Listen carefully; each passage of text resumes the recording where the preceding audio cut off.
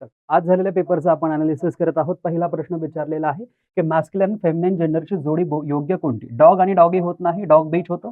Horse आणि mayor होतं, horse beach होत नाही. जेंडर जेंडरिन असं तर काहीच नाही. नेफ्यू म्हणजे भाचा आणि नीस म्हणजे कोण? भाची. तर अशा पद्धतीने हे बरोबर होईल. सो ऑप्शन डी आपलं करेक्ट आन्सर या ठिकाणी होणार आहे. पुढचा प्रश्न दिलेला आहे, how many people are there in the group? ग्रुपमध्ये किती लोक आहेत? इथे म्हटलेलं आहे अ आणि ई एका टोकाला उभे. इकडे अ आहे आणि इकडे ई दोन्ही टोकाला उभे आहेत. आणि त्यांच्यामध्ये 3 लोक आहेत. 1, 2, 3 त्यांच्यामध्ये 3 लोक आहेत. तर त्या गटात एकूण किती लोक आहेत? गटात टोटल किती लोक झालेत? 5 झाले. हा तर सोपा प्रश्न आहे, सगळ्यांना जमला असेल. पुढे म्हटलेलं आहे the average of first 5 multiple of 9. 9च्या पटीत येणाऱ्या पहिल्या 5 संख्यांची सरासरी किती? सो 9च्या पटीत येणारी पहिली संख्या 9 येणार आणि 9च्या पटीत येणारी 5वी संख्या जी येणार ती 45 येणार. या दोघांची बेरीज करून याला जर तुम्ही 2 ने भाग दिला तर हे आपल्याला ॲव्हरेज मिळतं. 45 अधिक 9 होतात 54. 54 भागीला 2 जर आपण केलं तर होतात 27 आणि 27 बघा ऑप्शन क्रमांक बी मध्ये आहे. ऑप्शन बी आपलं करेक्ट उत्तर होईल. हा एक सोपा प्रश्न आहे.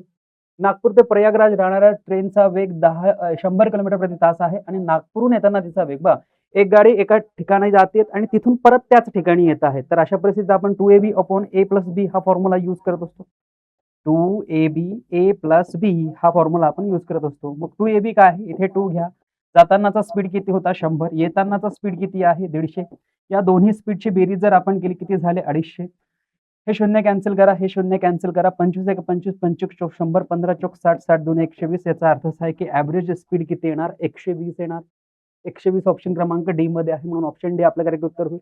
मला जमला असेल, हा प्रश्न सोपा प्रश्न होता.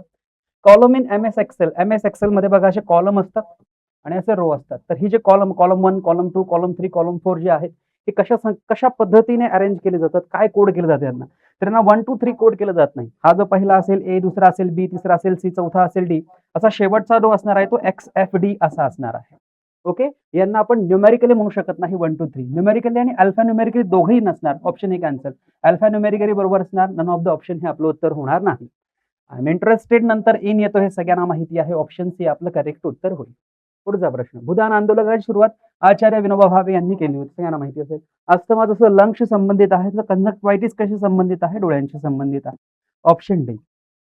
पुढे बघा, average age of 3 boys is 15 years. 15 वर्ष आहे 3 मुलांचं ॲव्हरेज एज. 3 मुलांचं ॲव्हरेज एज किती आहे? 15 आहे. म्हणजे त्यांच्या वयांची बेरीज किती होणार? 15 गुणिला 3 बरोबर 45 ही त्यांच्या वयांची बेरीज होणार. त्यानंतर म्हटलेलं आहे त्यांच्या एजेसचा जो रेशो आहे तो 3:5:7 आहे. याची बेरीज करतो आपण. काय करतो? 7 आणि 3 10 आणि 5 15. याला भाग द्या. हे किती झाले? 3 आलं. विचारलेलं काय आहे की यंगेस्ट बॉय सगळ्यात लहान मुलगा जो आहे त्याचं वय किती? सर्वात लहान रेशो आपल्याला कोणती संख्या दिसते? 3. 3 ने याला आपण मल्टिप्लाय करायचं. 3 गुणिले 3 किती होणार? 9.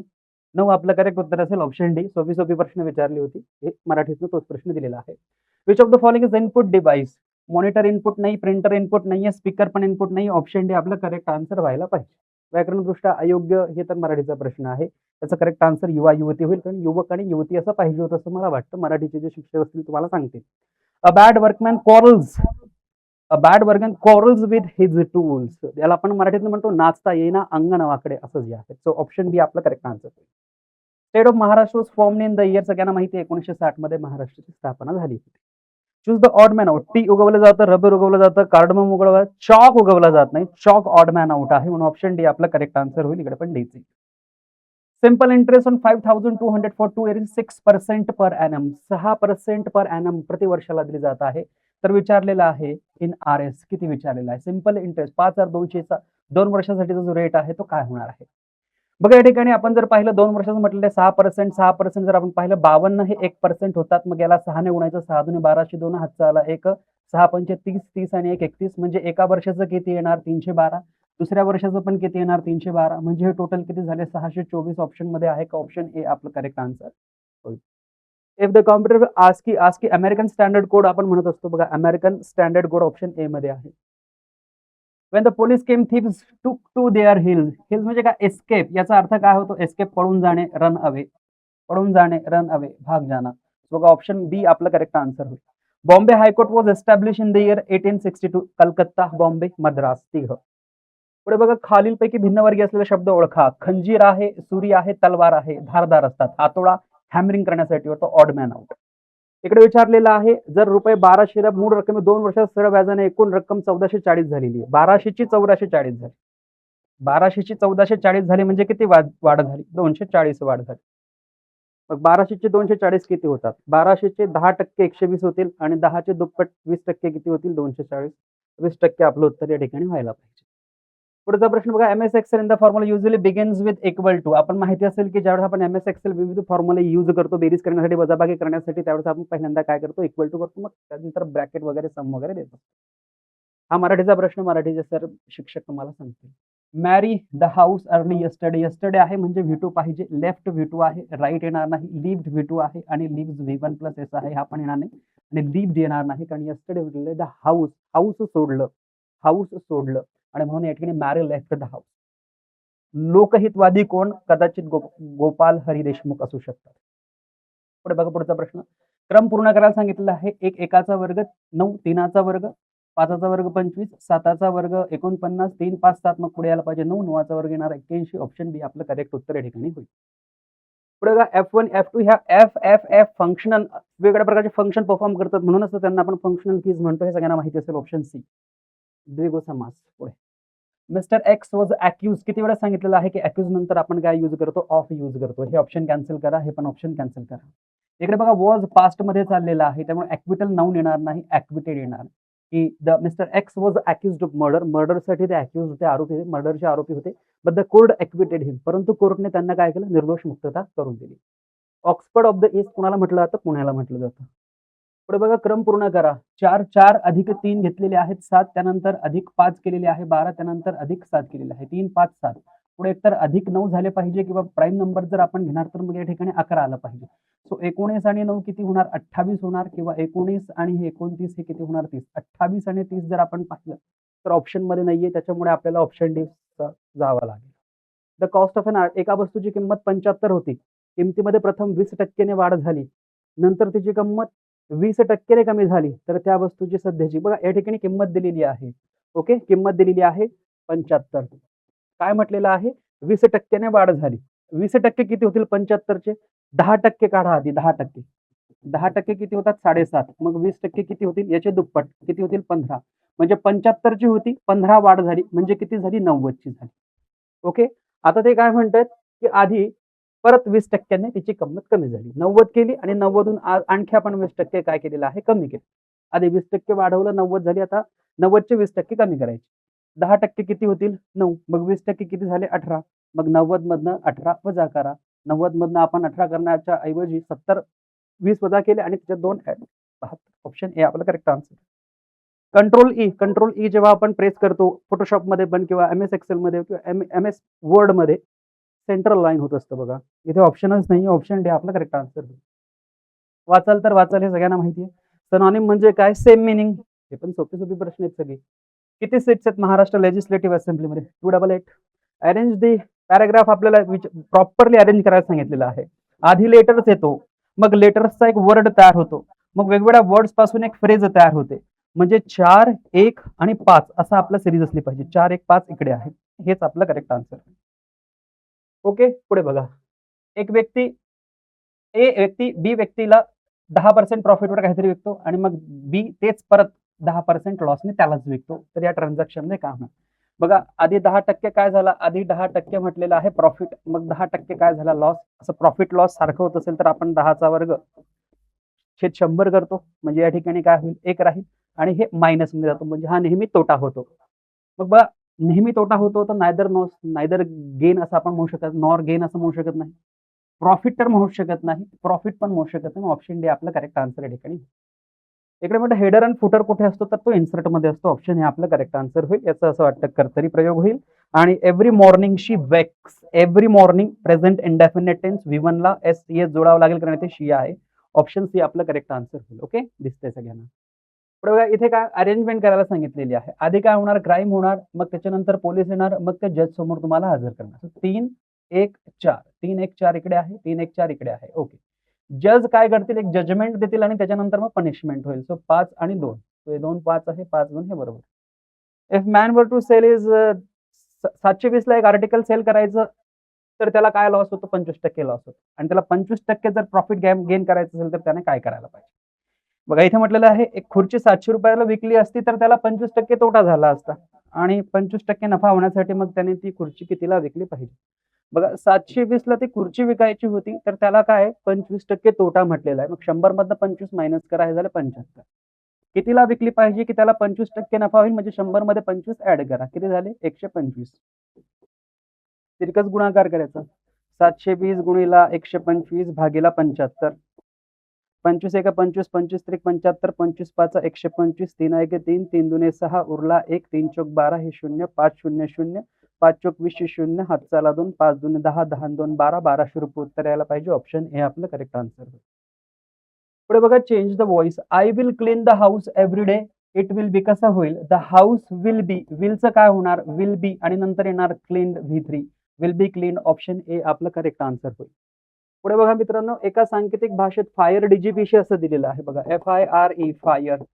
हे कसं लिहून दिलेलं आहे? DGPC लिहून दिलं आहे. F चा कोड 6, I चा कोड 9, हा 18 होणार आणि हा 5 होणार. हा 4 आहे, हा 7 आहे, हा 16 आहे, हा 3 आहे. 6 वजा 2 4, 9 वजा 2 7, 18 वजा 2 16, 5 वजा 2 3, म्हणजे काय केलेलं आहे? वजा 2 केलेलं आहे. शेवटचे अक्षर कोणते असेल? म्हणजे शॉर्ट टी. टी कोणत्या नंबरवर आहे? तर टी नंबर आहे T20. T20 म्हणतो ना आपण. मग 20 मधनं 2 वजा करा. 20 मधनं 2 वजा केले 18 आले. 18चा कोड काय आहे? 18 वर्षाचा. राईट. ऑप्शन बी आपला करेक्ट आन्सर. ओके. इकडे काय म्हटलेलं आहे? ए इन्व्हेस्टेड अमाउंट ऑफ ₹8,000. ए ने इन्व्हेस्ट केलेले आहे 8,000. फिक्स डिपॉझिट 2 वर्षासाठी. कंपाऊंड इंटरेस्ट विचारलेला आहे 5% पर ॲनम साठी. ठीक आहे. 5% म्हणजे 5/100. 5% म्हणजे किती होणार? 5/100 होणार. म्हणजे 1 किती होणार? 20. म्हणजे या ठिकाणी घेणार आपण 20 आणि इकडे घेणार आपण 21. 20 चा वर्ग किती होणार? 400. 21 चा वर्ग किती होणार? 441. कारण 2 वर्षाचा आहे म्हणून. मग आता हे 400 ची किंमत किती दिलेली आहे? 8,000 दिलेली आहे. मग 400 चा गुणाकार किती सोबत करावा जेणेकरून आपल्याला 8,000 मिळतील? तर 400 चा गुणाकार करा 20 सोबत. मग 400 चा गुणाकार तुम्ही 20 सोबत केलेला आहे, तर 441 चा गुणाकार तुम्ही 20 सोबत करा. 4 दुने 8, 4 दुने 8 आणि हे 4 1 4, म्हणजे 20 1 20. सो हे किती होतील आपले? 20 1 20, म्हणजे 441 चे होतील 882 आणि 8,820. ऑप्शन सी आपलं करेक्ट आन्सर या ठिकाणी होईल. With the change of voice. Change voice जर आपण केलं तर कॅन बी एक्सप्रेस डिफरंटली. आपण वेगवेगळ्या पद्धतीने एक्सप्रेस करू शकतो. सो ऑप्शन सी आपलं करेक्ट आन्सर या ठिकाणी. इथे म्हटलेलं आहे tor will be return certain code 1 2 3 4 असं विचारलेलं आहे बघा. हे टी ला कोड दिलेला आहे 1, ओ ला कोड दिलेला आहे 2 आणि हे सेम टू तसंच चाललेलं आहे. तर यांनी विचारलेलं आहे 5th डिजिट 1 2 3 4 5. 5th डिजिट कोणता आहे? पी. पी साठी काय कोड करता येईल? पी कोणाकडे आहे? बघा इथे पी. पी साठी आपल्याला 0 कोड करावा लागेल. ऑप्शन डी आपला करेक्ट आन्सर या ठिकाणी होईल. सोपा प्रश्न आहे, सगळी सोपी प्रश्न. Which is the correct? Adversity मध्ये सिटी वाला सिटी येत नाही, कॅन्सल करा. ऍडव्हर्सिटी होणार नाही आणि ऍडव्हर्सिटी पण होणार नाही. ऑप्शन बी आपला करेक्ट आन्सर होईल. ऍडव्हर्सिटी म्हणजे काय? प्रतिकूलता. A and B are brothers, की ए आणि बी भाऊ म्हटलेले आहे, की ए ब्रदर आहे आणि B. A and B are brothers, दोघं कोण आहेत? भाऊ आहेत. सी अँड डी सिस्टर्स म्हटलेलं आहे. As son is D's brother. एचा जो कोणी सन असणार आहे, एचा जो कोणी सन असणार आहे, एचा जो कोणी मुलगा असणार आहे, तो कुणाचा ब्रदर आहे? डी चा ब्रदर आहे. आणि इकडे म्हटलेलं आहे की सी आणि डी दोन्ही सिस्टर्स आहेत. म्हणजे ही सिस्टर आहे आणि हे पण कोण आहे? सिस्टर आहे. विचारलेलं काय आहे? How is B related to C? B C शी रिलेटेड कसा आहे? मग आता बघा, हे दोघं बहिणी, हा त्यांचा भाऊ, हे त्यांचे पप्पा, मग हे यांचे पण पप्पा आले. हे आपल्या पप्पांचे कोण आलेत? मग हे आपल्या पप्पांचे भाऊ. आपल्या पप्पांचे भाऊ कोण येतात? आपले अंकल येतात. ऑप्शन सी आपलं करेक्ट आन्सर. पुढे बघा, decrease by 20% and increase by 20%. सारखाच कमी सारखाच जास्त असेल तर आपण काय करतो? त्याचा वर्ग करतो आणि त्याला 100 ने भाग देतो. सो 400 भागीला 100 होतील, म्हणजे हे -4 होतील. -4 म्हणजे काय? तोटा होतो. So 4% decrease. ऑप्शन 4 या ठिकाणी आपलं करेक्ट आन्सर होईल. ओके. पुढे बघा, proper sequence. I read in advertisement in. Me newspaper मध्ये एक ऍडव्हर्टाइजमेंट जी आहे किंवा I read in advertisement that set किती असं म्हणते की पॉश एअर कंडिशन फुली फर्निश्ड रूम्स. 1 नंतर 4 यायला पाहिजे. 1 नंतर 4 बरोबर आहे. 1 नंतर 4 बरोबर आहे. रूम्स एकापेक्षा जास्त असल्यामुळे आर घेईल, म्हणजे 4 नंतर आला पाहिजे 3. इकडे पण 3 आहे, इकडे 3 नाहीये. म्हणजे ऑप्शन ए आपलं करेक्ट आन्सर या ठिकाणी होईल. Pointing to a photo, Dinesh said his father is the only son of my mother. His father, त्याचे पप्पा, इज द ओनली सन, फक्त एकमेव पुत्र आहे, ऑफ माय मदर, माझ्या आईचा एकमेव पुत्र. माझ्या आईचा एकमेव पुत्र कोण येणार? मीच येणार आहे ना. आणि मग दिनेश. दिनेश कोण येणार? The photo belongs to. हा, त्याचे फादर. मग त्याचा फादर तर मीच येणार. मग दिनेश कोण येईल? माझा मुलगा येईल. सो दिनेश सन. ऑप्शन सी आपलं करेक्ट आन्सर आहे. पुढे बघा, इलेक्शन बिटवीन टू कॅन्डिडेट्स. बघा, जो विनर आहे त्याला 65% मते मिळालेली आहे आणि 2748 वोटने तो जिंकलेला आहे. मग जो हारलेला असेल त्याला किती टक्के मतं मिळाली असतील? 100 पैकी 65 जर याला मिळाले तर 35% याला मिळाले असतील. मग याची मतं विचारलेली आहेत की नाही? टोटल किती मतं आहेत ते विचारलेली आहेत. मग चला, जे दिलेलं आहे त्याच्यासोबत आपण काम करूया. काय म्हटलेलं आहे त्यांनी? टोटल नंबर 2748 ही मतं मिळालेली आहेत.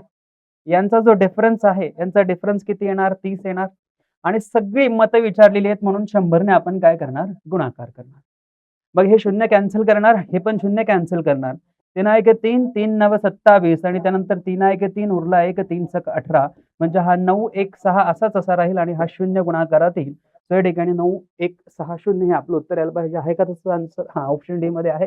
ऑप्शन डी आपलं करेक्ट आन्सर होईल. तर या पद्धतीने हे सर्व प्रश्न होते. जितके प्रश्न आपल्याला अवेलेबल झाली त्या सगळ्या प्रश्नांचा अनालिसिस करण्याचा प्रयत्न या ठिकाणी पूर्णतः केलेला आहे. बाकीचे प्रश्न जर मिळाले तर त्यांचे अनालिसिस आपण लगेचच करूया. Thank you so much. Take care. Bye bye. जय हिंद, जय भारत.